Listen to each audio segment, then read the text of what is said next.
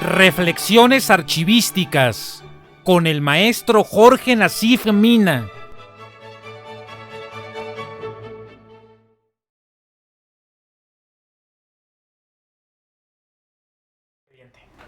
Hola queridos amigos, ¿cómo están? Me da mucho gusto que estén conmigo aquí en su casa, en donde estamos haciendo este programa sobre reflexiones archivísticas. En realidad, el tema de hoy es un tema fundamental para entender nuestro trabajo cotidiano, o, en su defecto, el trabajo cotidiano de aquellos a los que decimos que son los archivistas de nuestra institución. Así pues, el tema es el expediente. Fundamental, antes de hablar de la archivística como ciencia, de la diferencia entre la archivología y la archivística, o hasta de la archivonomía y la archivística, tendríamos que entender qué es el expediente.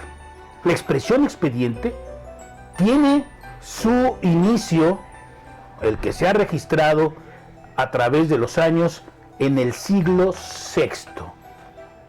Ahí fue donde se comenzó a hablar de expediente y su raíz griega y latina es expedire, expedientis, que significa con lo que se resuelve algo o el que resuelve algo. Y no es extraño entender que la misma raíz le toca a la expresión expedire, pero en su proceso de expedito. Expedito, que significa ágil, con agilidad. Al juntar estos elementos, entonces entendemos que el expediente es el que nos permite resolver algo con agilidad. Lo vamos a resolver por medio de su expediente. Esto nos quita totalmente la idea de que todo se puede resolver con un documento, porque un documento suelto rompe el contexto del asunto, del proceso administrativo que se esté generando en, obviamente, una administración pública, una administración privada, una organización determinada. Expediente es la unidad de instalación de los archivos, como el libro es de las bibliotecas. Para hablar de expediente, dentro del concepto de la archivística y de los archivos, tenemos que entender que el expediente se forma, se va integrando con cada uno de los testimonios documentales que producen o que se producen para cumplir con una atribución determinada o una función determinada. Aquí tendríamos que caer un poquito y adelantarnos un poquito sobre la clasificación. Todo el mundo cree que clasificar es clasificar documentos sueltos, y no es así. Clasificar es utilizar las atribuciones que son conferidas a una unidad departamental, a una unidad administrativa, a un organismo, para poder ir cumpliendo, generando testimonios escritos, es decir, documentos con soportes. Hoy en día pueden ser soportes de papel o soportes electrónicos, siempre y cuando exista una firma electrónica. Pues bien, entonces el documento se va produciendo y ese documento va a provocar que se genere una correspondencia. ¿Una correspondencia entre quién? Entre aquel que solicita la información o solicita el proceso administrativo o el servicio. Por ejemplo, si hablamos de municipios y de alcaldías, pues se solicitan servicios. Y el que da el servicio, el responsable gubernamental o el responsable institucional de generar ese servicio o de contestar esa información. Se genera un primer documento que se recibe. Un documento con firma. Y esta firma tiene que ser autógrafa. o electrónica. Y se contesta con otro documento. Aquí sí tenemos que aclarar algo. El artículo 8 constitucional dice que toda solicitud por escrito se tiene que contestar por escrito.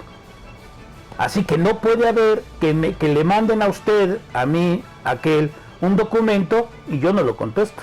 Lo tengo que contestar, de manera positiva o de manera negativa, pero lo tenemos que contestar.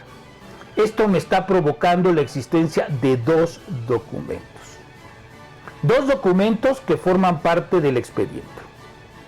Al que recibe el documento tiene el documento original. Y casi siempre, si no es que siempre, pedimos nos acusen de recibo. Al acusar de recibo estoy haciendo que un documento no original se convierte en un documento probatorio.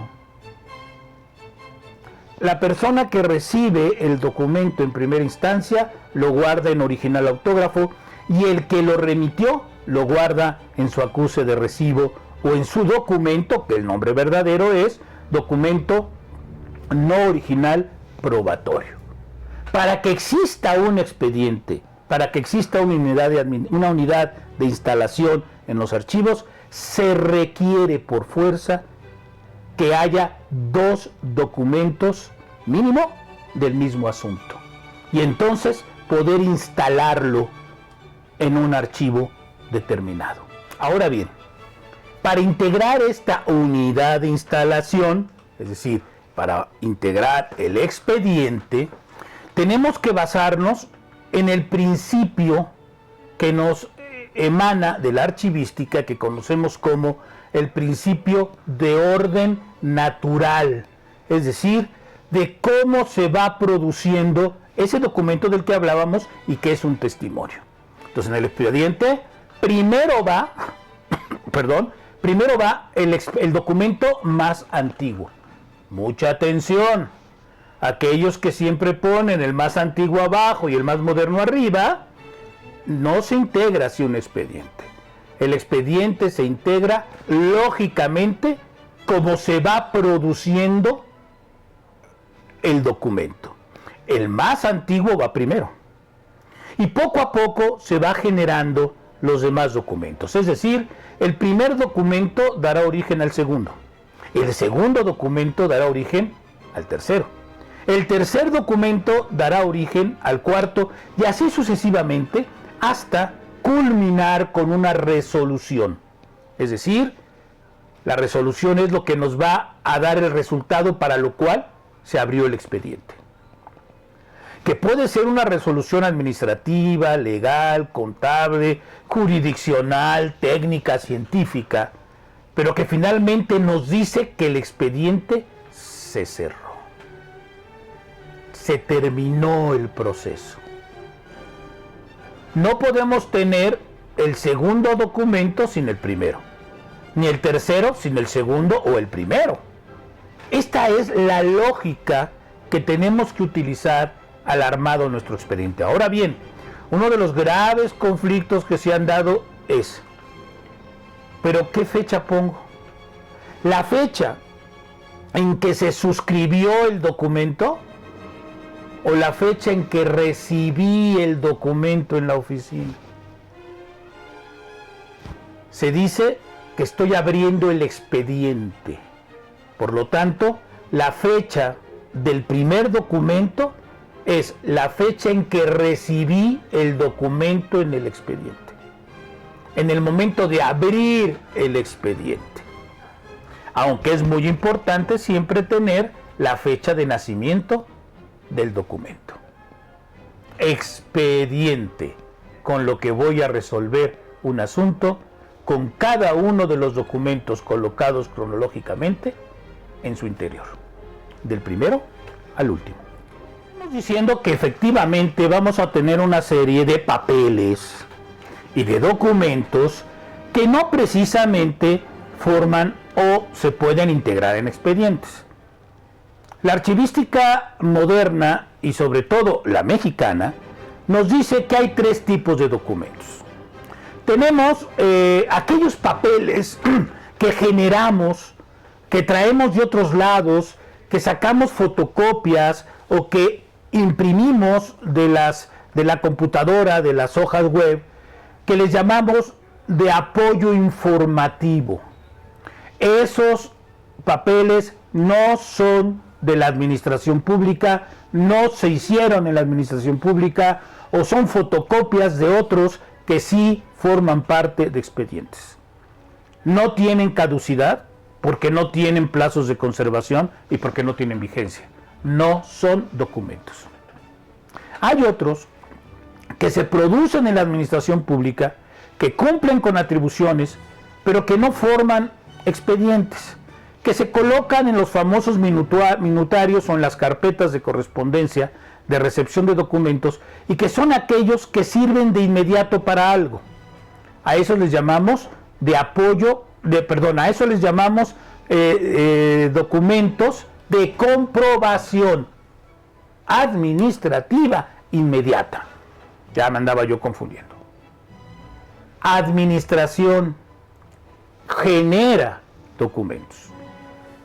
Una circular, una lista de asistencia, un documento que se le remite por medio de una minuta, por medio de una tarjeta informativa, pero que no va a tener una contestación porque no forma parte de un procedimiento administrativo, son documentos que denominamos documentos de comprobación administrativa inmediata.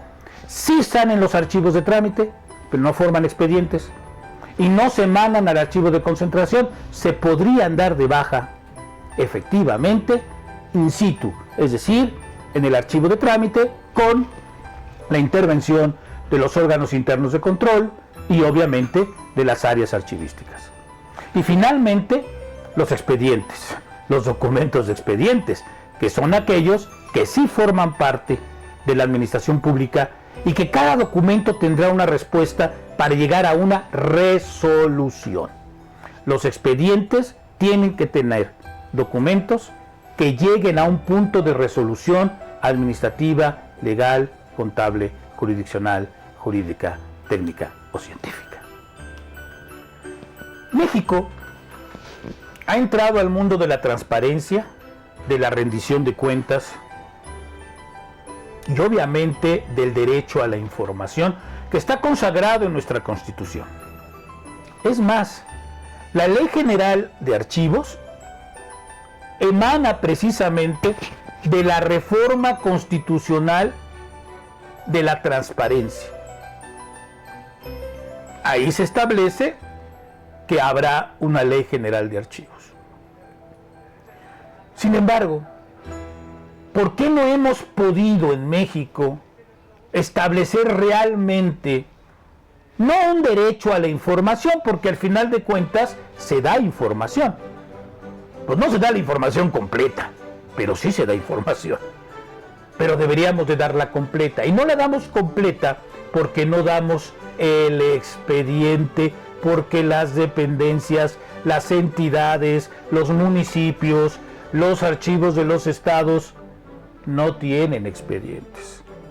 Tienen carpetas de correspondencia de entrada y carpetas de correspondencia de salida, en donde están divorciando, separando el asunto, separando el proceso informativo completo.